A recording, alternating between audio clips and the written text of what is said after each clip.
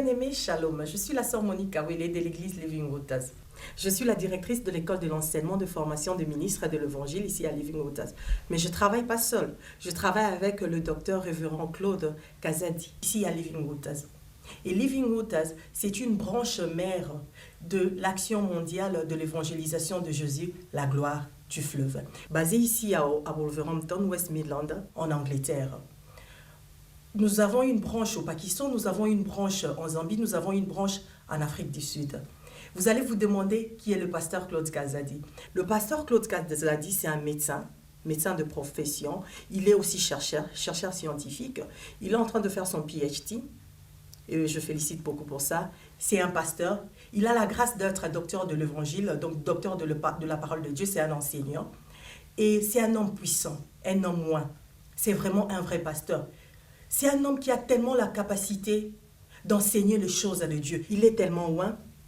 Il a la capacité de faire beaucoup de choses à la fois et de conduire les gens sur le voie de Dieu. J'aime cet homme de Dieu. C'est aussi quelqu'un qui m'a introduit et qui m'a aidé à marcher dans le voie de Dieu. Et aujourd'hui, nous avons le privilège de l'avoir aujourd'hui sur ces plateaux. Il va nous parler, il a un thème qu'il veut développer avec le peuple de Dieu, un thème assez important pour les hommes de Dieu, pour le ministre, pour ceux qui veulent devenir ministres de l'Évangile et pour les hommes élevés aussi en dignité. Il est avec nous sur ces plateaux et je passe la parole au pasteur Claude. Prions. Le Dieu de la grâce, merci pour cette opportunité que tu nous donnes de pouvoir enseigner ta parole à ton peuple. Accepte, ô Dieu, que nous puissions annoncer cette parole avec efficacité, droiture et simplicité de cœur. Selon qu'il est écrit dans ta parole, que leur donna sa parole, et sa parole est guérie. Ce que nous te demandons, ô Dieu, c'est l'onction du Saint-Esprit. Les gens qui écouteront ce message, qu'ils soient libérés. Et nous voulons arrêter le plan du diable qui s'oppose à la proclamation de l'Évangile. Nous voudrions briser les plans du diable et dans le nom puissant de Jésus. Nous avons ainsi prié. Amen. Merci, chers auditeurs. Je vais vous parler, je suis content ce jour de vous parler de ce sujet que je trouve assez important, que j'ai intitulé les 4 fléaux. Je crois que le monde a besoin de connaître ces choses parce que la parole de Dieu, lorsque nous arrivons à servir le Seigneur et que nous entrons dans notre ministère, it's a journey. C'est vraiment un chemin. C'est une marche que nous allons faire. Le jour que vous entrez, la Bible déclare que mieux vaut la fin que le commencement. C'est-à-dire c'est un chemin à faire. C'est un tronçon où il y a beaucoup de pièges du diable, des traquenards de pièges. Il y en a beaucoup qui sont tombés dans les pièges du diable parce que le diable lui-même, en principe, il avait été au ciel. Il était un ange qui était au ciel avec une certaine position, mais pour des fautes données, il avait été précipité avec le tir d'ange. Il est descendu sur la terre, et c'est avec les démons. Ainsi, il est en train de combattre le monde afin que le monde ne puisse pas entrer dans le ciel. Le jour que vous commencez votre ministère, c'est celle que vous êtes monté à bord d'un train. Parfois vous arrivez, parfois vous n'arrivez pas. Parfois vous tombez quelque part et c'est assez compliqué cela. Alors parce que le diable, il faut connaître que le diable, d'abord était un ange. C'était quelqu'un qui avait vécu dans le ciel, qui connaissait Dieu, qui connaissait le ciel, il connaît le système céleste, qui connaît comment Dieu dans sa bonté, la gloire qu'il avait, mais il avait été précipité avec le tir d'ange. Il est descendu sur la terre et c'est avec les démons, ainsi il est en train de combattre le monde afin que le monde ne puisse pas entrer dans le ciel. Donc les habitants de la terre, nous faisons face à la colère de Satan, qui veut bloquer le système de Dieu, qui veut bloquer la destinée des enfants de Dieu et qui a mis en de pièges, de système qu'il faut connaître. Parce qu'en principe, avant de vaincre votre ennemi, il faut connaître ses stratégies. Et parmi les stratégies que le diable utilise, il a plusieurs armées, dont une armée, c'est une armée spécialisée qui ne s'adresse qu'aux grands de la terre. C'est-à-dire le jour qu'on te consacre, toi en tant que pasteur, en tant qu'évangéliste, en tant qu'apôtre, tu vas faire face à un système de diable que nous appelons les démons grenouilles. Les démons grenouilles, nous allons lire ça en Apocalypse 16, le verset 14 à 15. Je vais lire ce verset et nous allons passer par là. Je vis sortir de la gueule du dragon, de la gueule de la bête et de la bouche des faux prophètes 3 esprits impurs, semblables à de grenouilles. Je n'ai pas le temps de vous parler pourquoi ces esprits n'étaient qu'à 3. Il y a un mystère qui est caché là-bas. Ce sont des esprits, des démons qui font des prodiges et qui vont vers le roi de la terre. La Bible déclare que ces esprits impurs, ils font des prodiges. Ce sont des démons qui sont capables de faire aussi des miracles et qui peuvent, par la puissance de leur miracle, détruire, dérouter un système. Parce que, en principe, si vous ne pensez, vous ne venez, j'ai toujours prêché à l'église, que l'église, c'est pas, on ne vient pas à l'église pour chercher les miracles. On vient à l'église pour chercher le Christ qui fait des miracles. Parce que si le but principal de votre arrivée à l'église, c'est pour les miracles, c'est-à-dire que si ce qui vous intéresse, ce ne sont que des miracles. C'est-à-dire, lorsque tu verras des miracles qui sont faits au nom de quelque chose en dehors du Christ, vous allez aussi vous lier à cela. Parce que ces démons grenouilles aussi, ils font aussi des miracles, des prodiges. Et ils font des miracles, des prodiges, jusqu'à séduire le roi de la terre. Je finis le verset. La Bible dit, et qui vont vers le roi de toute la terre, afin de les rassembler pour le combat du grand jour de Dieu Tout-Puissant. C'est-à-dire que c'est une armée spécialisée de Dieu qui ne va que vers les grands de la terre. Alors, si vous êtes pasteur dans une église, sachez que vous avez l'autorité sur les brebis. On lui a sait que le diable puisse attaquer brebis par brebis, il va carrément vers la tête, il frappe le berger. Et dès que vous, le berger, vous êtes en erreur, vous allez aussi induire les autres personnes en erreur. C'est ainsi que toutes les fausses prédications, il y a des choses parfois qu'on entend qui ne sont pas bien à écouter, parfois vous les écoutez, vous êtes scandalisé, vous dites, bon, écoute, ce pasteur, ce serviteur de Dieu est en train de parler à une congrégation, et il est en train de communiquer cette erreur. Et des erreurs comme ça là, peuvent séduire le monde et induire les gens en erreur, parfois pour les dérouter du plan de Dieu. Alors ça vient de Satan. C'est Satan qui organise des mécanismes comme ça, afin de frapper juste les grands de la terre. Donc sachez que le jour que vous êtes consacré, pasteur, évangéliste, apôtre, vous allez faire face à ces démons grenouilles. Ils n'attaquent pas de n'importe qui. Il faut être avisé qu'il y a une armée spécialisée qui va vous attaquer en dehors de l'armée ordinaire qui vous attaque aussi en tant qu'homme. Alors ces démons grenouilles, ils organisent des systèmes. Parmi les systèmes, il y a ceux que nous appelons les 4 fléaux. Les 4 fléaux, en principe, sont des stratégies que le diable met à point afin de faire tomber les enfants de Dieu, les ministres de Dieu de l'évangile, et les faire dérouter. Et afin de... Parce que vous savez, enfin, ce qui se passe, c'est ceci. Au lieu c'est que le diable puisse attaquer une personne par une, il frappe carrément le berger. Et dès que vous, le berger, vous êtes atteint et que vous prêchez les erreurs, vous induisez toute la congrégation en erreur. La première stratégie, nous appelons cela les impuretés sexuelles. Écoutez-moi, homme de Dieu, écoutez-moi, serviteur de Dieu, enfant de Dieu, écoutez ce que je vous dis, c'est important, ça vous aidera. Les impuretés sexuelles exploitent les lois de Dieu. La Bible déclare que l'homme quittera sa famille et s'attachera à sa femme, et les deux deviendront une seule chair. C'est-à-dire qu'ils partageront le malheur et le bonheur. Si toi, un homme, tu étais un homme heureux, et tu fais une même chair avec une femme malheureuse, vous partagez aussi les malheurs de cette femme, et vice-versa. Alors, comme on sait que les hommes de Dieu, vous êtes hautement bénis, vous êtes enfants de Dieu, Dieu vous fait confiance, il vous élève à un ministre de l'Évangile, il vous donne sa gloire, il vous communique sa puissance, il vous communique sa majesté. À ce moment-là, le diable va organiser un système afin que des personnes du sexe opposé viennent faire les impuretés sexuelles avec vous. Alors, comment ça se passe? Parce que lorsque vous devenez ministre de l'Évangile, lorsque vous devenez serviteur de Dieu, vous devenez apôtre. C'est-à-dire que Dieu vous a fait confiance, il vous communique sa puissance, il vous communique son pouvoir, il vous communique sa majesté, il vous communique son onction. Alors, l'onction, ça vient par ce que nous appelons, il vous fait entrer dans la maison royale. L'onction vient par ce que nous appelons les anges royaumes. Les anges royaux, ce sont les anges feu. Les sorciers, lorsqu'ils viennent attaquer un serviteur de Dieu ou un rempli du Saint-Esprit, ils vont trouver que la personne est entourée d'une couronne de feu, mur de feu, colonne de feu, de telle sorte qu'il ne peut pas pénétrer. En principe, c'est comme ça qu'ils voient ça dans le monde invisible. Mais pour les gens qui ont des yeux visibles, comme vous et moi là, vous trouvez que les hommes de Dieu sont charmants, ils sont beaux de figure, ils sont attirants. Alors Dieu fait cela pour qu'il puisse attirer les gens, afin que les gens puissent venir auprès d'eux et qu'ils puissent prêcher l'évangile. Parce qu'il ne peut pas être des hommes qui peuvent être rejetés par l'humanité. Parce que si vous êtes déjà rejetés, comment est-ce que vous allez attirer les gens afin que vous puissiez prêcher l'évangile?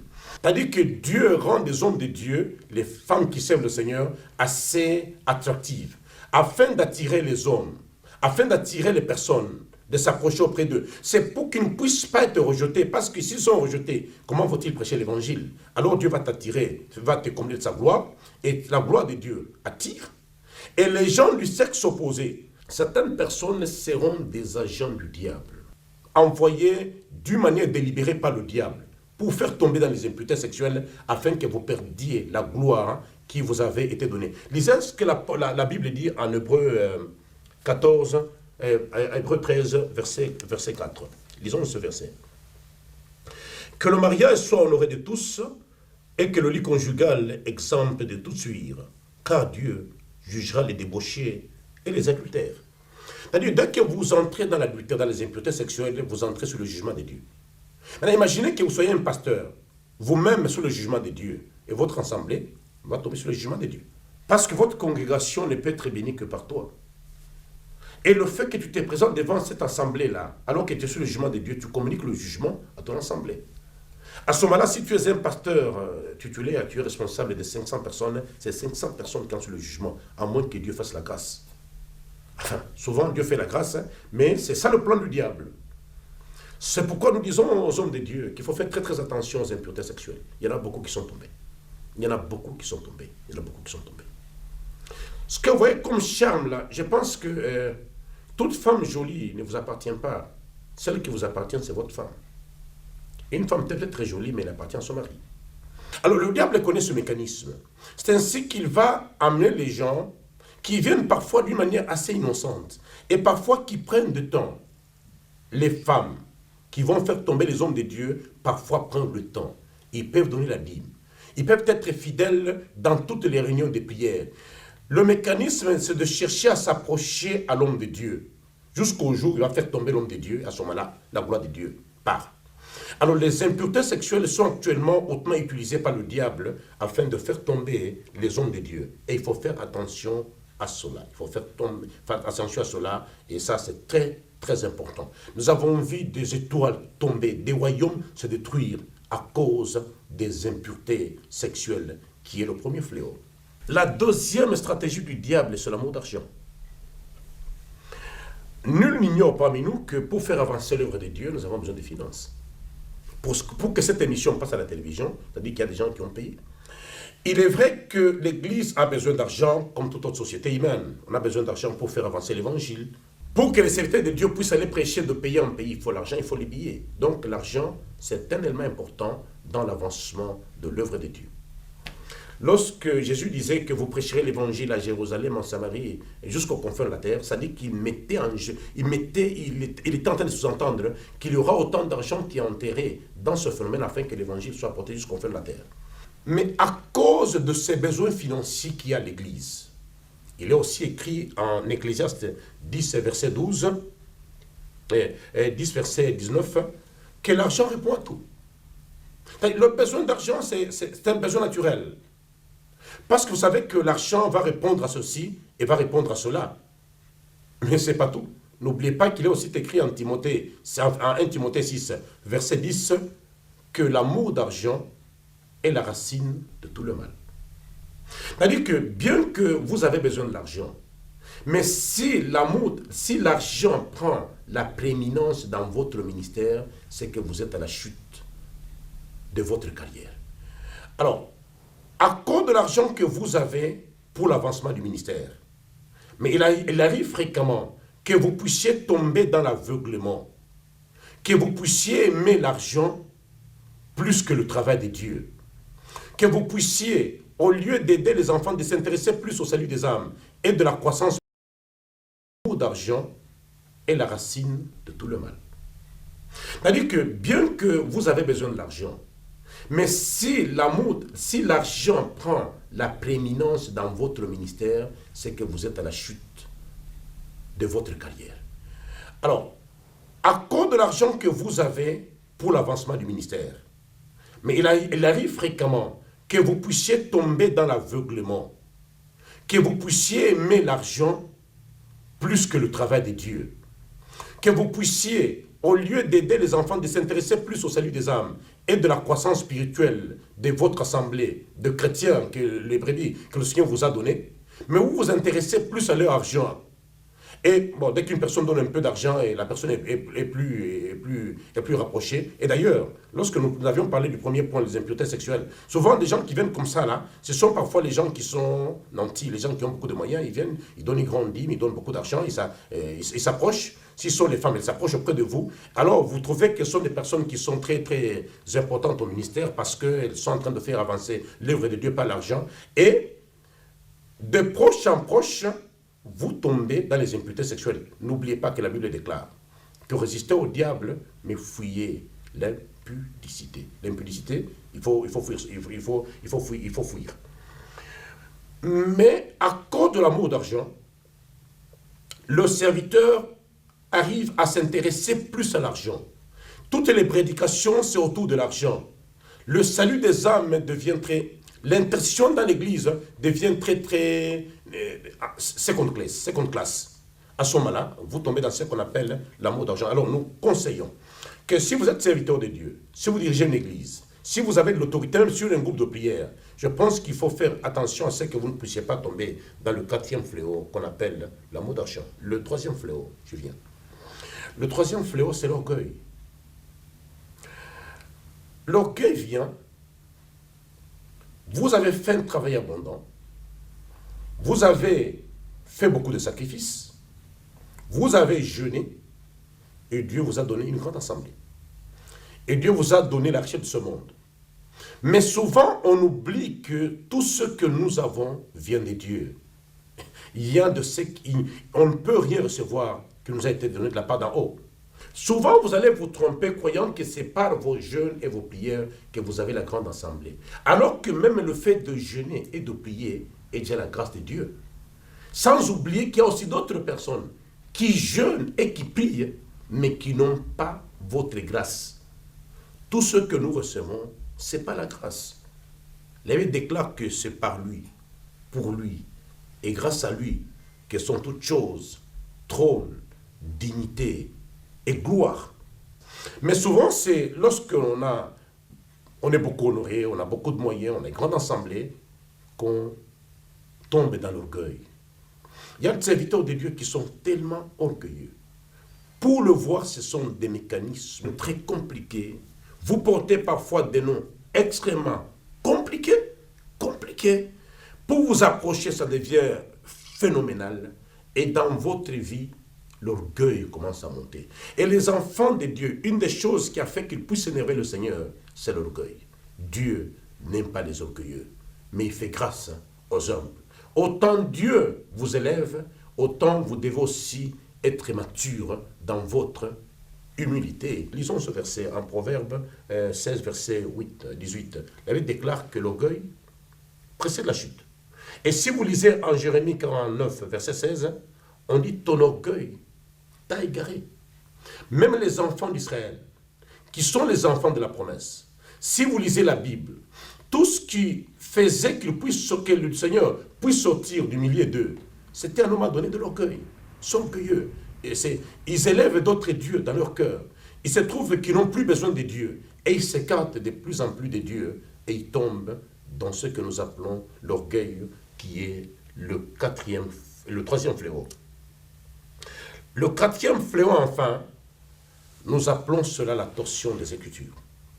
La torsion des Écritures vient souvent lorsque les enfants de Dieu, les serviteurs de Dieu, les hommes de Dieu, ils se trouvent dans une situation inconfortable et ils veulent justifier leur position. Ils tordent les Écritures. Ils vont toujours trouver un peu des Écritures là, ils vont trouver quelque chose. Ils vont toujours trouver des justifications là. Ils vont toujours dire que, bon, écoutez, David lui-même aussi avait plusieurs femmes. Ils vont chercher, écoutez, vous ne pouvez pas justifier votre polygamie, votre impureté sexuelle par les Écritures. Et ils trouvent toujours des arguments dans la Bible. Ils tordent les Écritures. Ils prêchent l'Évangile pour se couvrir eux-mêmes. Et Dieu n'aime pas ces choses comme ça. Vous tordez, parce que la parole de Dieu, Jésus, c'est dans sa parole.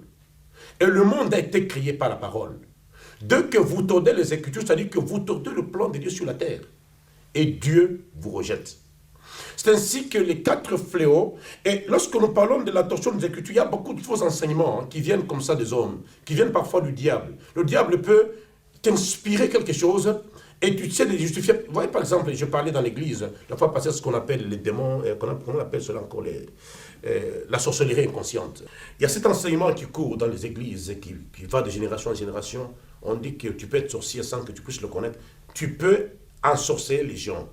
Mais moi, je crois toujours que, enfin, la sorcellerie involontaire, il faut la discuter. C'est pas biblique, c'est pas prouvable sur le plan biblique. Vous allez vous dire que ça vient sous le plan de la révélation, mais si votre révélation contredit les Écritures, c'est un problème. Je pense que j'aurai le temps de développer ce sujet-là, afin de pouvoir aider les enfants de Dieu de ne pas prêcher des choses, je pense qu'ils ne sont pas bibliques. Prenez une question. Quelqu'un qui vous dit que on peut être sorcier, ensorceler les gens, comment ça opère dans la sorcellerie sans qu'on le sache parce qu'on est enfant ou on est adulte. La première question qu'on se pose, si on peut devenir sorcier et qu'on peut ensorceler d'une manière inconsciente, veut dire que vous-même qui prêchez, des choses comme ça, qu'est-ce qui prouve que vous n'êtes pas sorcier et que vous ne le connaissez pas? Mais prenez un exemple. Prenez un exemple. La Bible déclare que les sorciers n'entreront pas au ciel. Et que vous vous trouvez devant le Christ, devant le jugement. On vous dit, messieurs, vous êtes sorciers, vous n'entrez pas au ciel. Alors que vous ne le connaissiez pas. Vous allez dire, mais père, je ne suis pas sorcier. Parce que je ne le connais pas. Si je le connaissais, j'allais me repentir. La sorcellerie inconsciente, involontaire, je pense qu'elle n'est pas biblique. Nous aurons le temps de développer ces choses. Alors, il y a eu tellement de faux enseignements qui sont lâchés. Et les gens se sont imités les uns les autres. Et ça fait une doctrine. On enseigne les choses qui ne sont pas bibliques. Parce qu'on trouve que c'est vrai, parce qu'on pense que c'est proche à la morale, parce que ça a la conviction, et les gens tombent dans les erreurs à cause de ce que nous appelons la torsion des Écritures. La torsion des Écritures peut venir d'une manière volontaire ou involontaire. C'est parfois parce qu'on veut expliquer l'Apocalypse. On veut avoir des grandes révélations, et on tombe dans la torsion des Écritures, et Dieu haït la torsion des Écritures. Parce que le royaume de Dieu, c'est par rapport à sa parole. C'est lorsque nous prêchons la parole de Dieu que nous approchons le royaume de Dieu sur la terre. Mais si ce que nous prêchons, ce sont les anti-Écritures, c'est la parole de Dieu qui est torturée, à ce moment le royaume de Dieu s'écarte. C'est toute une assemblée qui va vivre l'antichrist au lieu de vivre le Christ. À ce moment-là, c'est la perdition. Alors tout au long de cet enseignement, j'ai voulu vous parler des 4 fléaux. En résumé, les 4 fléaux, c'est un système qui fait tomber les grands de la terre. Le jour qu'on vous consacre homme de Dieu, serviteur de Dieu, sachez qu'il y a 4 choses que vous devez vaincre à tout bout de champ, même si vous êtes chanteur. Les chanteurs à l'église, ce sont des personnes qui sont élevées en dignité. Et dans ce secteur-là, il y a beaucoup de problèmes qui se passent parmi les choristes, parmi les chanteurs-là. Ce sont des stars en principe, ce sont des gens qui amènent les gens dans la présence de Dieu. Même les chantres, les choristes, vous êtes aussi concernés dans ce que je suis en train de dire là. Vous êtes concernés par cette parole. Alors je vous disais, en résumé, qu'il y a ce que nous appelons les 4 fléaux qui guettent tous les hommes de Dieu, toutes les servantes de Dieu, les hommes et les enfants. Les gens qui ont duré dans le ministère ou les gens qui sont entrés dans le ministère. L'apôtre Paul déclare que mieux vaut la fin que le commencement. Nous sommes en train d'aller vers la marche pour avoir une couronne de justice. Mais il faudrait être avisé sur le plan du diable afin de ne pas tomber dans les pieds sataniques. Je vous ai dit que le premier fléau, ce sont les impuretés sexuelles. Les impuretés sexuelles, c'est une abomination. La Bible même déclare que tout péché que vous pouvez connaître est en dehors de votre propre corps. Mais le péché d'impudicité, vous péchez aussi contre votre propre corps. Les impuretés sexuelles, c'est un boulevard. C'est un boulevard. Par un contact sexuel avec une personne qui est possédée par les démons, vous faites l'échange avec les démons. C'est ainsi que un homme de Dieu, le jour qui tombe, d'ailleurs vous le sentez que vous perdez un pouvoir, le pouvoir qui vient de Dieu. Et tout ce monde satanique, le monde occulte, le monde de la sorcellerie, ils ont comme but, ils ont comme stratégie de faire tomber les hommes de Dieu pour 2 raisons. La première raison, c'est d'abord pour induire toute la congrégation en erreur. Et que le serviteur de Dieu lui-même soit sous le jugement de Dieu, afin que l'assemblée soit aussi sous le jugement de Dieu. La deuxième raison, c'est pour attirer la bénédiction que vous avez. Parce que si vous êtes un homme béni, un homme roi, et que vous vous accouplez avec une personne maudite, vous perdez une partie de votre onction. Cette stratégie, le diable l'utilise beaucoup dans ce siècle. C'est ainsi qu'il a développé plusieurs phénomènes. Tout ce que vous avez comme film pornographique, les maisons d'aisance. Surtout dans ces pays européens, c'est tellement organisé que ça sont des pièges. Il faudra que les hommes de Dieu ne puissent pas tomber dans les impuretés sexuelles. Le deuxième fléau, je parlais, c'était l'amour d'argent. Il est vrai que nous avons besoin d'argent pour faire avancer l'œuvre de Dieu. Mais la Bible déclare que l'amour d'argent, c'est la racine de tout mal. Nous ne devons pas plus aimer l'argent que le travail que nous avons, que le salut des âmes. Nous devons chercher l'argent pour que ça puisse contribuer à l'avancement de l'évangile. Mais il arrive plus fréquemment que les hommes de Dieu, que nous sommes. Et parfois, on n'aime plus l'argent que le travail de Dieu, et ça nous fait tomber dans des situations intenables. Le troisième fléau, je parlais de l'orgueil.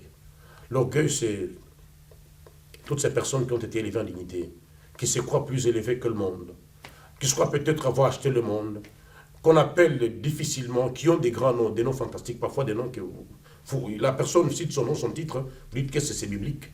Et si vous les regardez de plus près, c'est vraiment de l'orgueil. Et l'orgueil a fait partir beaucoup de personnes du plan de Dieu. Et le troisième fléau, enfin, c'est la torsion. Le quatrième fléau, enfin, c'est la torsion des Écritures. Vous tordez les Écritures. Vous tordez l'originalité de la parole de Dieu. Vous enseignez les antivaleurs. Et c'est toute une congrégation, toute une nation qui va connaître les antivaleurs. Et à ce moment-là, ils vont s'écarter du plan de Dieu. Et ils vont en train de servir le diable, croyant qu'ils sont en train de servir le Seigneur. Je veux bien que cette parole aide quelqu'un qui m'écoute. Et que la personne, si vous êtes trouvé parmi ces 4 fléaux, que vous puissiez vous repentir, parce qu'il y a toujours une deuxième chance. Dieu, la deuxième chance, si vous sentez que vous êtes tombé dans ces 4 fléaux, revenez à Dieu, repentez-vous. Je pense que le Seigneur qui ne se répand pas, qui ne se répand ni de ses dons, ni de son appel, il pourra toujours vous restaurer. Et que si vous êtes un jeune serviteur, vous n'êtes pas encore tombé dans les 4 fléaux, que vous puissiez être avisé, afin que vous ne puissiez pas perdre la gloire que Dieu vous a donnée. Que le Seigneur vous bénisse, et je vous remercie. Waouh, quel message puissant. Je suis vraiment bénie. Je ne sais pas toi à la maison où tu te retrouves pendant ces moments, mais moi ici au studio, je suis vraiment bénie. C'est pourquoi j'aime les enseignements et c'est pourquoi j'aime aussi le pasteur Claude Kazadi. Merci pasteur encore une fois. Et si vous voulez nous contacter, nous sommes à Wolverhampton. Je répète ça, je vais aller tout doucement. Wolverhampton, c'est à West Midlands en Angleterre. Nous ne sommes pas loin de la ville Birmingham. Et quand on parle de Birmingham, on voit directement Wolverhampton. Donc nous sommes là. Et si vous avez des commentaires à faire, vous avez des questions, vous voulez plus d'informations, notre adresse et le numéro de téléphone, l'email adresse va passer sur l'écran pendant ce moment. Et que Dieu vous bénisse. On est là en train d'attendre vos appels. Si vous avez des questions, n'hésitez pas à contacter. N'oubliez pas, je dis que le pasteur Claude, c'était un enseignant de l'évangile. Je suis la sœur Monique Kawele. Jusqu'à la prochaine fois. Que Dieu vous bénisse.